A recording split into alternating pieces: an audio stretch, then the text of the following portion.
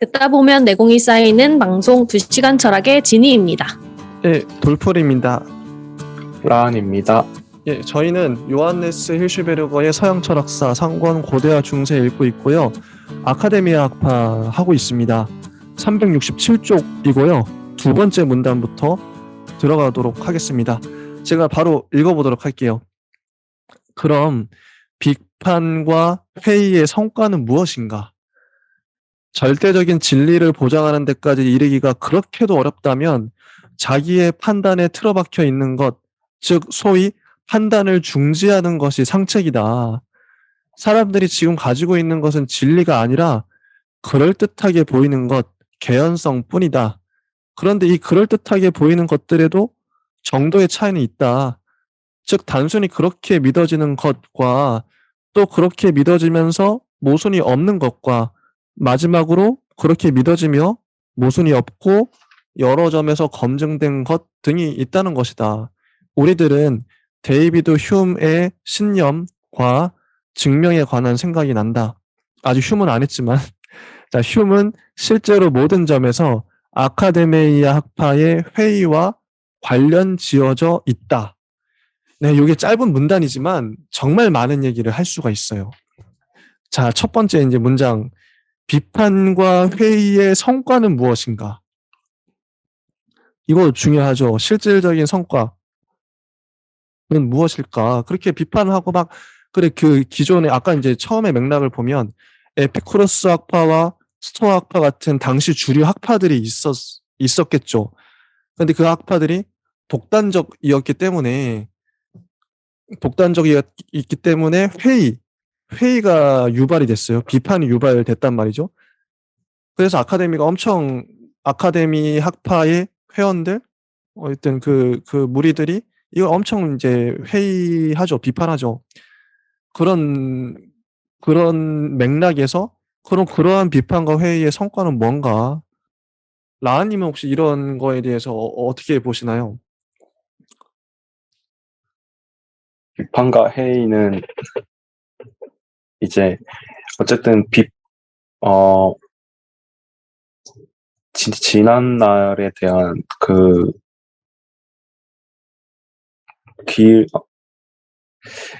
막상 이렇게 많은 생각을 가졌는데 뭐라 표현을 해야 될 때 잘 안 떠오르네요. 근데 어쨌든 간단하게 얘기해가지고 지난 날에 대한 반성의 의미들을 더 많이 담고 있는 부분이지 않을까. 그로 인해 생긴 오늘을 인정하고 싶지 않을 때, 그러나 그거를 이해해야 될 때 생기는 게 지난 날에 대한 비판이고 회의감이 아닐까라는 생각이 듭니다. 그런 부분에 있었을 때 더 잘 가야 하는 부분에 대해서는 과거를 토대로 배우긴 하되 미래 설계를 좀 더 중점을 두고 얘기를 해야 될까. 회의를 통해서 발전시킨다든지 뭐 그런 느낌으로 해야 되지 않을까라는 생각이 들었습니다. 지금 해주신 말씀이 진짜 와닿는 게, 그러니까 비판과 회의를 할 때 과거에 초점이 있냐, 아니면 과거를 비판할 수 있죠. 보통 거기 시작하겠지만 지난 날에 대한 비판. 그런데 그것이 향하는 그 지점은 미래, 우리가 앞으로 나아가야 할 이제 회의가 뭔가 긍정적이 되려면 뭔가 저도 이제 회의와 비판에 대해서 좀 부정적인 의견이었던 게 그러니까 어떤 철학이라는 게요. 뭔가 만들어내기 위해서는 긍정의 요소를 품고 있어야 되거든요. 근데 그러니까 비판하고 회의하고 부정만 해서는 어떤 긍정적인 것도 만들어지지가 않아요. 그건 철학이라고 할 수가 없겠죠.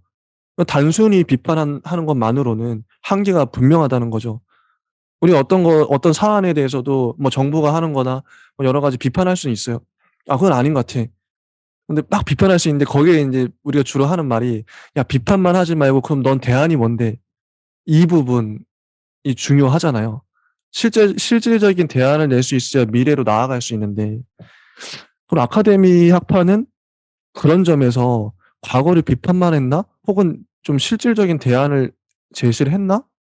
요런 지점도 좀 라하님 맥락을 받아서 궁금하긴 하네요. 진희님 생각은 어떠세요? 저는 두 분과 좀 다른 생각을 하는데요. 뭔가를 비판하고 회의적인 생각을 한다라는 맥락에서 사유가 꼭 과거, 현재, 미래 순서로만 가야 된다고는 생각하지 않아요. 그래서 뭐 예를 들면 과거를 통해 배우고 미래를 설계한다라는 것이 사실은 어휘가 서술어가 세트처럼 부사어랑 붙어 다니잖아요. 과거를 설계한다 뭐 이렇게 하면 우리가 보통 비문이라고 체크를 하는데 저는 사유에 있어서는 그럴 수도 있다고 생각을 하거든요. 이들에게도 뭔가 회의적인 어떤 제스처가 던져졌는데 그걸 구체적인 어떤 실천 방안을 같이 내놓았느냐라고 하면 그렇다고 해서 가치가 있다 없다라고 얘기하기보다는 과거에 이미 결론부터 던져 놓을 수 있었던 것 같아요. 그 바에 대해서 세부적인 얘기나 구체적인 바에 대해서는 계속적인 논의로서 나올 수 있는 그런 지점을 좀 열어두고 우리가 읽는다면 충분히 이 학파에 대해서 더 풍부한 이야기를 할 수 있을 것이고 오늘날도 좀 마찬가지라고 생각을 하는 게 우리가 먼저 개념, 자세한 정의를 알지 못하고 개념을 내릴 수 없는 바에 대해서 먼저 이야기를 하고 화두가 되는 경우가 상당히 많아요. 예를 들어서 메타버스, 과연 무엇인가라고 하는데요. 메타버스 되게 지금 화제죠. 그리고 첨단 기술, 우리가 인터넷 이후 연결할 수 있는 여러 가지 수단이나 도구로서 활용되는 활용될 것이라 추측되는 것으로 이미 결론 그리고 이름으로써 유니버스 메타 플러스 유니버스 해서 이제 나온 것인데 그것이 어디에 쓰일 것이고 명확히 어떤 것이며 어떤 것으로 인해서 우리의 실생활과 인생 뭐 시간 공간 전체를 바꿀 것이다라고 명확하게 설명할 수 있는 사람 사실 없어요 지금은. 그냥 다만 지금 있는 것 안에서 이해를 해보건데 마치 이 줌 안에서처럼 그냥 원격 회의를 한다든지 아니면 우리 영화 아바타를 떠올려 보시면서 그 아바타적인 어떤 정신의 메타적인 요소로서의 공간만을 유추할 수 있는 것인지 아니면 우리가 그냥 뭐 심즈 하듯이 게임 아시죠? 뭐 그 싸이월드 옛날에 그 방 공간처럼 그렇게 이해를 해야 되는 것인지라고 얘기만 되어질 뿐 사실 그것이 메타버스의 전부라면 오늘날 하나도 유효해 보이지 않거든요. 우리 이걸로 잘 하고 있는데 메타버스 뭐가 필요해? 이렇게 되는 건데 사실 그 이상의 함의를 담고 있고 뭐 명확히 뭔가를 지금 당장 제시할 수는 없지만 결론부터 이미 던져진 거죠. 그래서 그에 대한 활용 방안에 대해서는 아마 미래에 맡겨야 될 부분이지 않을까.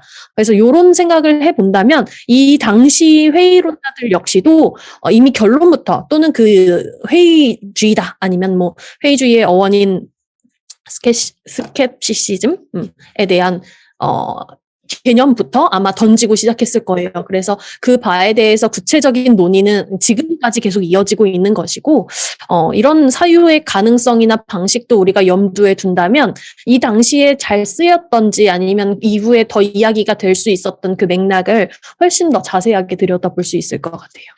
진짜 이게 들으면서 감동적인 게 그 결론부터 던져진다. 이게 그러니까 우리는 뭐 기승전결, 뭐 인과관계 이런 거 생각하는데 결론부터 딱 어쨌든 던져버리고 그 과정은 니네들이 알아서 찾아 이런 거잖아요. 그 결론부터 던진다. 그 말이 딱 꽂혔어요 지금. 맞는 것 같아요. 그래서 좀 시야가 더 넓어진 느낌? 진희님 얘기를 들으면서 다음 또 요 주목할 만한 요 문단에서 키워드가 있죠. 판단 중지 나왔습니다. 에포케. 에포케에도 좀 할 말이 있어요. 도대체 아까 제가 회의에 대해서 회의가 도대체 뭔 뜻이냐, 뭔 말이냐. 이게 참 정의 내리기가 힘들었는데 판단 중지 이것도 얼핏 생각해보면 그럼 판단을 중지하는 거야? 생각을 안 하는 거야? 잠깐 생각을 그치는 건가? 이렇게 좀 직감적으로 생각이 들어요. 근데 여기 책에는 어떻게 나오냐면요. 자기의 판단에 틀어박혀 있는 것, 즉 소위 판단을 중지하는 것이 상책이다. 이런 식의 정의가 내려져요. 일단은. 그럼 판단 중지란 자기의 판단에 틀어박혀 있는 건가? 그럼 주관적인 건가? 내 생각인가? 이런 생각이 든단 말이죠. 라한님은 이 판단 중지란 단어 에포케에 대해서 어떻게 생각이 드시나요? 저는 보통 이런 판단 중지 같은 경우에 했을 때 좋은 생각을 판단을 중지한다 하라 이렇게는 한 번도 들어본 적이 없거든요. 근데 이제 나쁜 생각이라든지 여러 가지 자신을 갉아먹는 그런 생각은 생각을 그만두고 다른 것을 쳐다본다든지 이런 식으로 했을 때 스스로 회의와 비판이 만약 이득만을 가져다 주지 않는다는 말을 이 판단 중시하는 말 자체가 내포하고 있는 게 아닐까. 신의 말씀이 만약에 있다면 그 신의 말씀을 중시하라 이렇게 말하지도 않잖아요. 그것은 오히려 그 신에 반대하는 그 단어가 또 제가 요새 단어 파괴가 너무 많이 돼가지고 그렇게 되잖아요. 그래서 이 말 자체도 이미 회의와 비판에 대해서 어떻게 생각하고 있는지 고대인들의 지혜가 담긴 말이지 않을까라는 생각이 들었습니다. 판단을 중지한다는 건 긍정이 아니라 부정적인 것에 대해서 우리가 판단을 중지할 수 있다. 이런 거죠. 정리하면.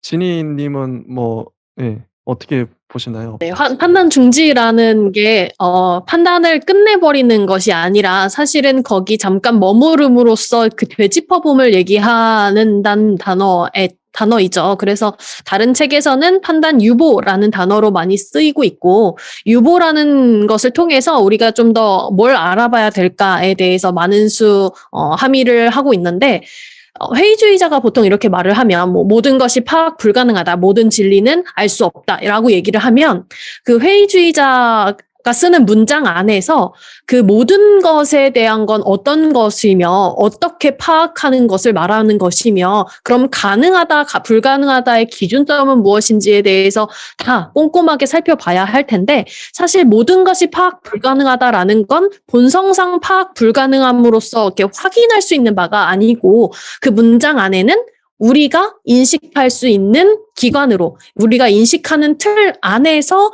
모든 것을 파악하는 건 불가능하다라는 부분이 생략되어 있는 지점이 있죠. 그래서 이 회의주의자들의 얘기를 따라가면서도 사실 회의주의자 역시도 단정적으로 얘기하고 있는 바가 있고 그 단정적으로 얘기하고자 하는 바를 우리가 비판만 하는 게 아니라 문장을 조금 더 속뜻을 살펴보면서 뭐처럼 보이다라는 형태로 이해를 하는 것이 좋을 것이다라는 생각을 해봤습니다. 그래서 아마도 회의주의자들이 이제 자기 개인 주체가 느껴지는 바를 그대로 전하고 그것이 이제 우리가 세상을 느낄 수 있는 세계를 정의할 수 있는 전부다라고 생각함을 전제로 했을 때 모든 것이 파악 불가능하다 이런 식으로 얘기를 할 수 있을 텐데 그런 전제를 한번 생각해 보시면서 회의주의자들을 또 한번 얘기를 해보면 상당히 또 다른 얘기를 할 수 있겠죠.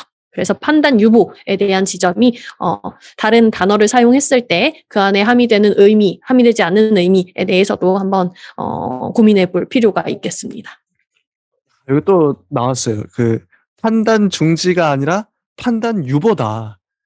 이 중지라 하면 진짜 말 그대로 중단하는 것 같은 느낌인데 판단을 유보한다 그러면 약간 뒤로 이제 판단을 내리긴 내리는데 약간 뒤로 미루겠어. 딜레이하는 느낌. 인 거잖아요. 요 어감의 차이. 재밌습니다. 그래서 368쪽에 보면 후기 아카데미아 학파의 문단이 있는데 이 문단을 제가 읽어볼게요. 네. 후기의 아카데미아 학파에 있어서는 판단 중지, 에포케가 모든 체계들에 대한 조정적인 태도로 된다. 야, 조종적이다. 이 의미도 궁금하긴 해요. 사람들은 절충주의를 주창하고 선한 것과 참된 것이 발견되기만 하면 받아들였다. 예컨대 아스칼론의 안티오코스는 아카데메이아 학파와 페리파토스 학파 및 스토아 학파가 근본적인 가르침에 있어서는 일치한다고 지적하고 있다. 이런 절충주의의 전형적인 인물은 키케로이다. 그는 스스로를 아카데메이아 학파라고 한다. 물론 이렇게 말할 수 있는 것은 판단 중지를 기꺼이 받아들이는 그의 인식론에서뿐이다. 그의 윤리적인 견해와 인간학 및 신학적인 견해에 있어서는 스토아적인 사상의 유산이 훨씬 우세하다. 그는 또 페리파토스 학파로부터도 여러 개념들과 문제들을 이어받는다. 더욱이 그는 자기는 동의하지 않으면서도 에피쿠로스 학파의 거장 루크레시우스의 교훈시를 출간했다고도 한다. 키케로는 독창적인 사상가는 아니다. 그러나 그는 매우 박식한 사람이었으며 끊임없이 새로운 사상들을 소개했다. 그는 스스로 자기의 저서들에 관해 다음과 같이 말하고 있다. 나의 저서들은 베껴 쓴 것들이며 쉽게 완성된 것들이다. 그리고 나는 당장 나의 입에서 흘러나오는 말들을 덧붙였을 뿐이다. 그러나 바로 그렇기 때문에 키케로는 우리들에게 철학사의 풍부한 사료로 된다. 그의 친구 바로도 이와 비슷한 일을 하여 아우구스티누스가 고대 철학에 관한 많은 지식들을 그로부터 받아들였다. 이렇게 나와요. 자, 판단 중지에 대한 정의가 또 나오죠. 판단 중지가 모든 체계들에 대한 조정적 태도로 된다. 사람들은 절충주의를 주창하고 선한 것과 참된 것이 발견되기만 하면 받아들였다. 이런 문장이 나옵니다.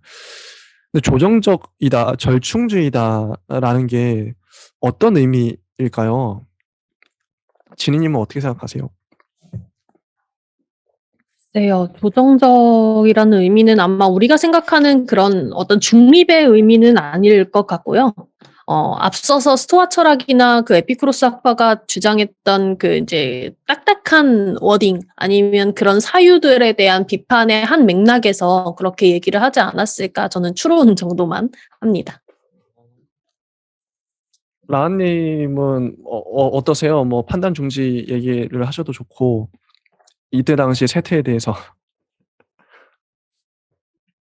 저는 이제 판단 중지라는 게 거의 끝이라고 생각하고 말했었는데 생각해보니까 그건 아니구나 이런 생각이 들어가지고 저는 판단을 중지한 게 아니라 판단을 아예 결정해버렸구나 이런 생각을 하다가 이런 얘기들을 듣고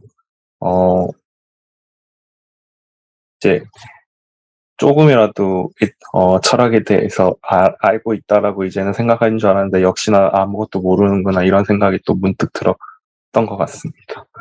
배우면 배울수록 더 모르는 것 같아요. 판단 이게 예를 들면 이런 거잖아요. 만약에 어떤 사안이 있어요. 야, 예스와 노 네가 대답해 이렇게 누가 이제 물어봤을 때 나는 판단 이게 여기서 말하는 에포케 판단 중지하겠어. 이거는 예스나 노를 내가 섣부르게 결정하는 게 아니라 판단을 유보하겠어. 일단은 이거 맞겠죠? 이런 뉘앙스? 그러면 저는 이제 이렇게까지 생각해 봤는데 아니 그 판단을 유보하면 당장은 유보할 수 있어. 근데 언제까지 유보할 거야? 이게요, 재밌는 게요.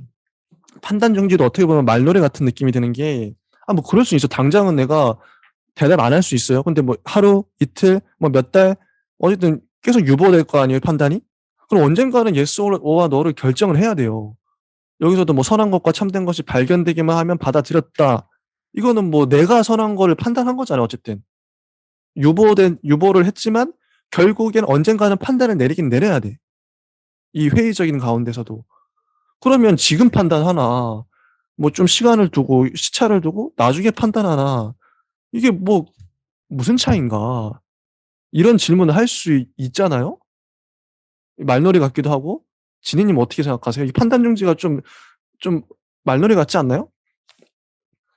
저는 중지라는 게 그냥 연쇄적인 이야기들, 뭐 질문을 던지고 금방 직관적으로 떠오르는 답을 한다든지 아니면 약간의 탐구를 거친 전형적인 답을 던진다든지 이런 연쇄를 끊는 데 의미가 있다고 생각을 하고요. 그런 연쇄를 끊어냄으로써 돌이켜 볼 수 있는 사고가 동시적으로 가능하고 그런 사고 안에서 아예 그 변곡점이 생긴다라고 이해를 했습니다. 그게 시간의 문제가 아니라요. 뭔가 생각을 다들 멈춰 해서 이렇게 스위치를 오프로 끄는 것이 아니라 생각은 계속 하는 걸 의미하는데 그 맥락 안에서의 뭐 다시 보기 아니면 다른 렌즈로 보기 등등으로 조금 이해를 하시면 조금 더 의미 있게 생각이 되지 않을까요?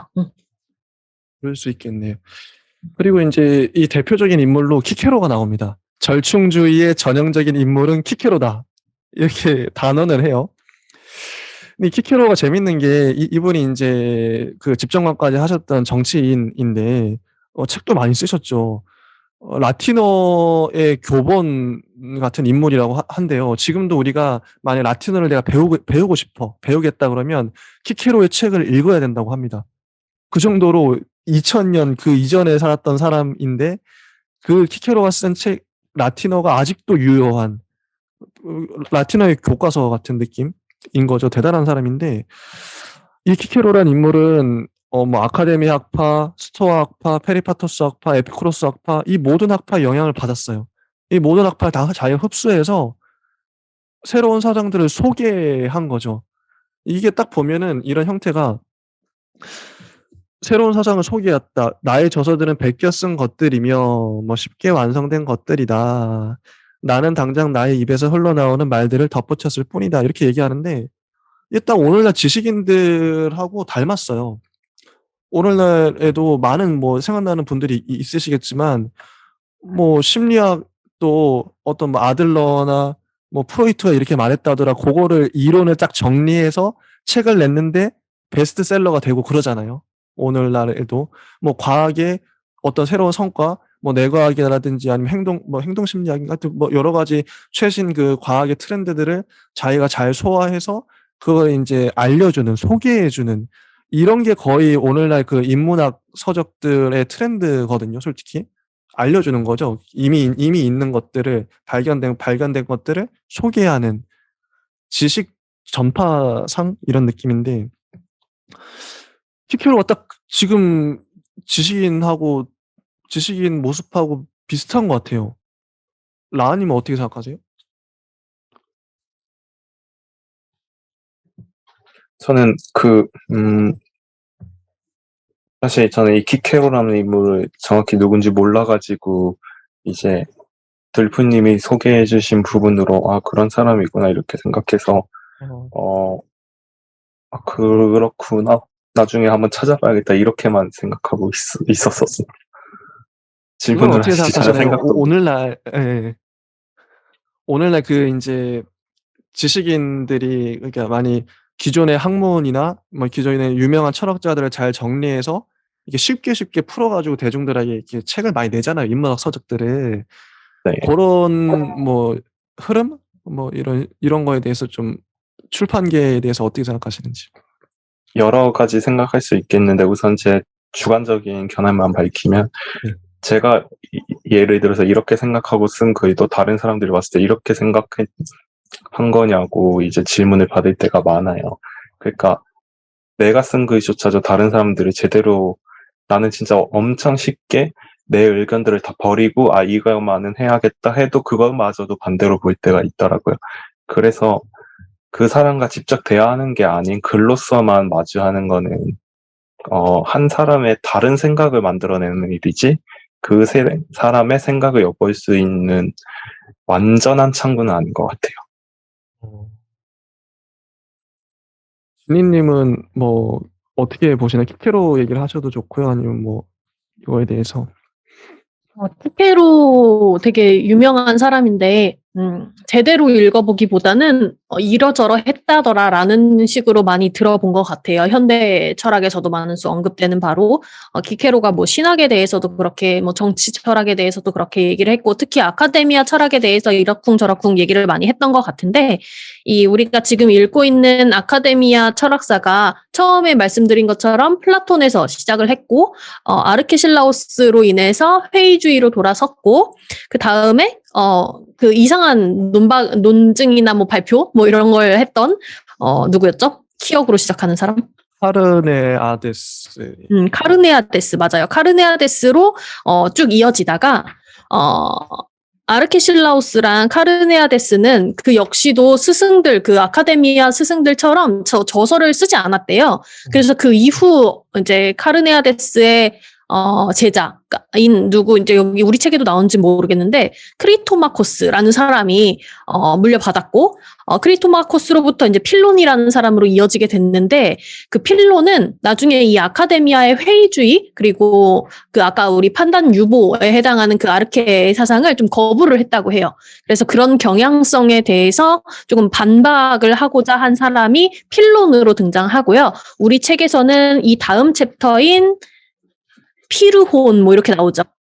피르훈 그렇게 이어지는데 그 와중에 키케로가 이제 여기 안티오코스에 대해서 잠시 얘기를 한 바가 있는데요. 이제 어떻게 등장하냐면 필론이 자신이 이제 모든 아카데미 철학자들의 얘기들을 하고 아카데미 학파의 뭐 편단 유보라든지 여러 가지들을 반박을 하면서 안티오코스가 또 필론에 반박을 하고 그러니까 앞서서 이제 계보로서 이어지던 회의주의의 양상이 안티오코스와 필론의 두 양상으로 나뉘게 된 건데요. 아카데미 학파가 후기에 와서. 근데 여기에 대고 키케로가 한 말이 되게 재밌습니다. 그래서 키케로가 안티오코스에 대해서 얘기를 잘 해놓고 그 안티오코스에 대해서 어떤 얘기를 했냐면 필론의 이야기를 듣고 필론이 이제 얘기를 한 바가 뭐 여러 아카데미 학파가 가지고 있었던 그런 어떤 정통성에 대한 반박처럼 느껴지는 그런 주장들을 했는데 그에 대해서 안티오코스가 매우 화를 내면서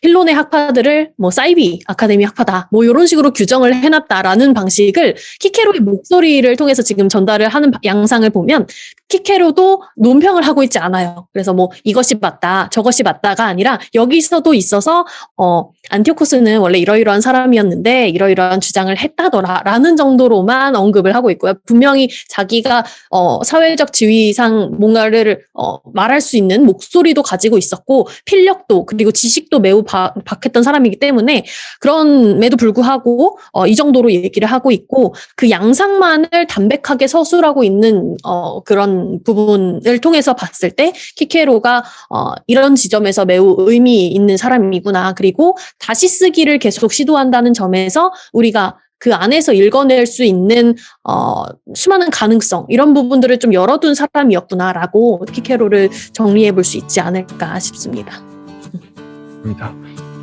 네, 여기까지 하고요. 네, 아카데미 학파가 끝나고 다음 시간에 필요한 회의를 들어가 보도록 하겠습니다.